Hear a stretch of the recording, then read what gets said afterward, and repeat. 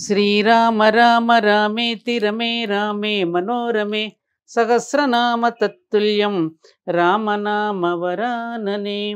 శ్రీరామ రామ రామేతి రమే రామే మనోరమే సహస్రనామ తత్తుల్యం రామనామ వరాననే.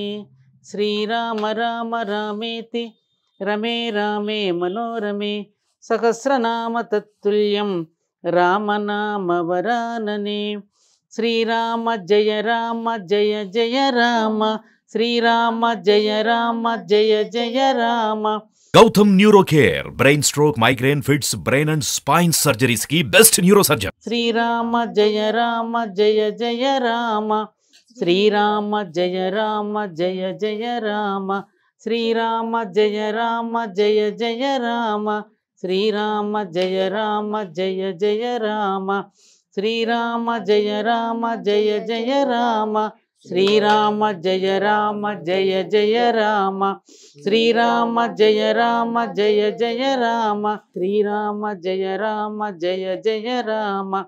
శ్రీరామ్ జయ జయ రామ్ శ్రీరామ్ జయ జయ రామ్ శ్రీరామ్ జయ జయ రామ్ శ్రీరామ్ జయ జయ రామ్ శ్రీరామ్ జయ జయ రామ్ శ్రీరామ్ జయ జయ రామ్ శ్రీరామ్ జయ జయ రామ్ శ్రీరామ్ జయ జయ రామ్.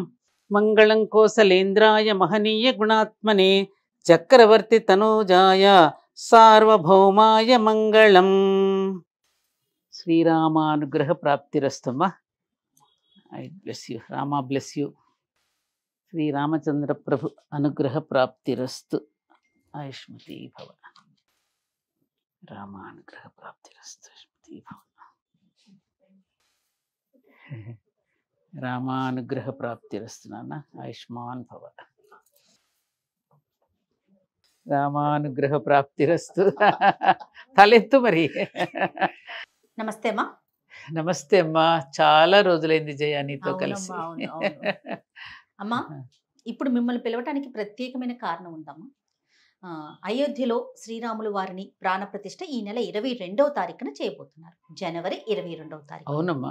అయోధ్య శ్రీరాములు వారు అనగానే తెలుగు వారిలో గుర్తొచ్చే మొట్టమొదటి పేరు సత్యవానమ్మ. ఎందుకంటే 1989లో ప్రతి గ్రామం ప్రతి పల్లె తిరుగుతూ మీరు రాముల వారి యొక్క ప్రాశస్త్యాన్ని, ఆయన యొక్క గొప్పతనాన్ని అందరికీ మరొక్కసారి తెలియచేస్తూ ఇటుకలు అనుకుంటాను అప్పట్లో సేకరించింది. ప్రతి ఇంటి దగ్గర నుంచి ప్రతి ఒక్కరూ ఇటుకను తీసుకెళ్ళి అయోధ్యలో మొట్టమొదట మీరు ఇచ్చిన 3 ఇటుకలనే పెట్టి పూజ చేసినట్లుగా నేను విన్నానమ్మా. అవునమ్మా. కురుల్ని కూడా విరపోసుకొని ముడి కూడా వేసుకోని అని చెప్పి శపథం చేసి మరీ వెళ్ళి అక్కడికి వెళ్ళిన తరువాత మళ్ళీ ముడి వేసుకోవటం జరిగింది. మీతో పాటు లక్షల సంఖ్యలో భక్తులు కూడా వచ్చారన్నట్టుగా తెలిసింది నాకు. అవునమ్మా. 22వ తారీఖున మీకు మరి అయోధ్య నుంచి ఆహ్వానం, ప్రత్యేకమైన ఆహ్వానం అందుండొచ్చు. ఈ అక్షతలు ఇదిగో చూడు, పేరుంది అక్కడ. శ్రీరామ జన్మభూమి తీర్థక్షేత్ర అయోధ్య రామ్లల శ్రీరాములల ఈ అక్షతలు వచ్చాయి. ఇప్పుడు ఈ అక్షతల్ని సామాన్యులు అందరికీ కూడా దేవాలయాల నుంచి మేళ తాళాలతో ప్రతి ఇంటి ముందుకు వస్తూ ఉన్నాయమ్మా. ఏం చేయాలి? ఈ అక్షతలని మనం రాగానే నమస్కారం చేసుకుని కళ్ళకద్దుకుని మన పూజ మందిరంలో పెట్టుకుంటాం. మన ఇంటిల్లిపాది అందరికీ కూడా అక్షతలు పెద్దవాళ్ళ చేతుల చేతి వేయించుకోవచ్చు. ఆ తర్వాత ఇది 15వ తారీఖు వరకు కూడా ఈ అక్షతలని అందరికి ఇంటింటికి అక్షతలు చేరాలి. మనం వారు పంపించినటువంటి అక్షతల్లో కొన్ని అక్షతలు తీసుకుని ఒక పెద్ద పళ్ళెంలో బియ్యం పోసి మనం అక్షతలు కలిపి శ్రీరామ శ్రీరామ అంటూ అక్షతల్లో వ్రాస్తూ ఆ శ్రీరామ రామ రామేతి రమే రామే మనోరమే సహస్రనామ తత్తుల్యం రామనామ వరాననే. రాముడి మీద ఏ శ్లోకాలు ఎవరికి ఏది వచ్చినా, లేదంటే శ్రీరామ జయ జయ రామ అంటూ ఆ అక్షతలను అలా మన ఇంట్లో కలుపుతూ ఏమ్మా ఈ తెచ్చినటువంటి పంపినటువంటి అక్షతలను దాంట్లో కలిపితే మనం మామూలుగా అన్నదాన కార్యక్రమాలు జరిగితే ఏం చేస్తాం, అమ్మవారికి నైవేద్యం పెట్టిన నైవేద్యాన్ని మిగతా అన్నంలో కలిపి అందరికీ పంచుతున్నామా లేదా, అది ప్రసాదంగా. ఇది కూడా అంతే. అందుకని మిగతా అక్షతల్లో కలిపి అందరికీ ఇంటింటికి అక్షతలు చేర్చడం ద్వారా రాముడి యొక్క అనుగ్రహం పొందడమే కాకుండా ప్రతి కుటుంబం కూడా ఇది బాగా వినాలి. రాముడు అసలు కుటుంబ జీవితం ఎలా ఉండాలి అని కదా చెప్పాడు.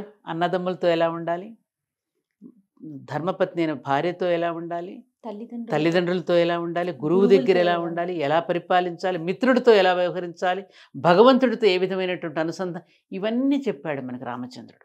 ఒక ఆధ్యాత్మిక అంశాన్ని కొన్ని పార్టీలకే పరిమితం చేయడం, కాదు. ఈ పార్టీకే సంబంధించింది అనేది పొలిటికల్ గా తీసుకెళ్ళకూడదు అనేది నాకు అనిపించింది. 100% నువ్వు చెప్పింది 1000% కరెక్ట్.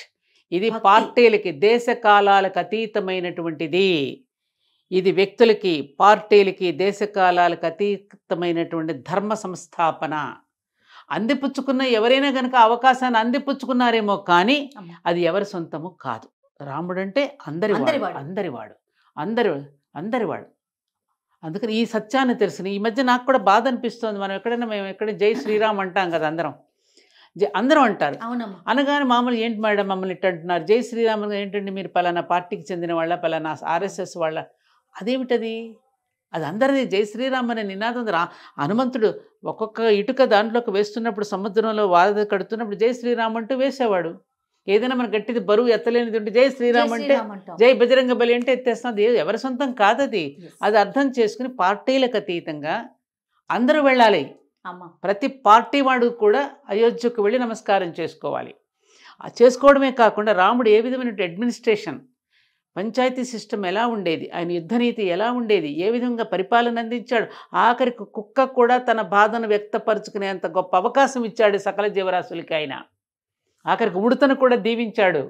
ఇన్ని రకాలుగా ప్రేమించినట్టు రామచంద్రుడి యొక్క అడ్మినిస్ట్రేషన్ ఎలా ఉండేది, ఆయన భరతుడికి చెప్పినట్టు రాజ్యపాలన సూత్రాలు ఎలా అవన్నీ కూడా వంట పట్టించుకుని ఇకనైనా మారుదాం, దీన్ని ఆధారం చేసుకుని, ఖచ్చితంగా దీన్ని టార్గెట్గా చూసుకుని. అందుకే నేను ఎప్పుడు అందరికీ చెప్తా, అయోధ్యలో కట్టుకుంటున్నట్టు రామ మందిరం హిందువుల మానస మందిరం ఒక్కటే కాదు, సూపర్ థర్మల్ పవర్ స్టేషన్. ఈ సూపర్ థర్మల్ పవర్ స్టేషన్ అనేటటువంటి ఈ శక్తి కేంద్రం మిగతా శక్తి కేంద్రాలన్నింటికీ కూడా ప్రసారం చేస్తూ, తద్వారా గ్రామాలకి ప్రసారం ఉంది. గ్రామ అనే పదంలోనే రామ అనే పదం కూడా ఉంది.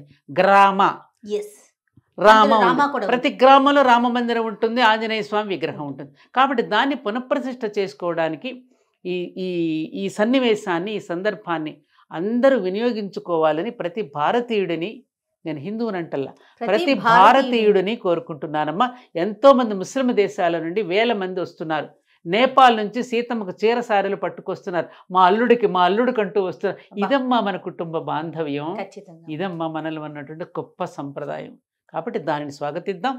అందరిలోనూ ధర్మాన్ని మేలుకొల్పడానికి అనే విషయాన్ని, ఆ సత్యాన్ని మనం తెలుసుకుంటే ఎక్కడ ఏ రకమైనటువంటి భావోద్వేగాలు, ఏ రకమైన ఎమోషన్స్, ఉద్రేకాలు, ఏ రకమైనటువంటి ద్వేషభావాలు పరిడవిల్లకుండా ధర్మం వైపే, మతం అనే కూడని స్థితి నుండి ధర్మం అనే కూడలికి చేరుదాం. తప్పకుండా. జై శ్రీరామ్. జై శ్రీరామ్.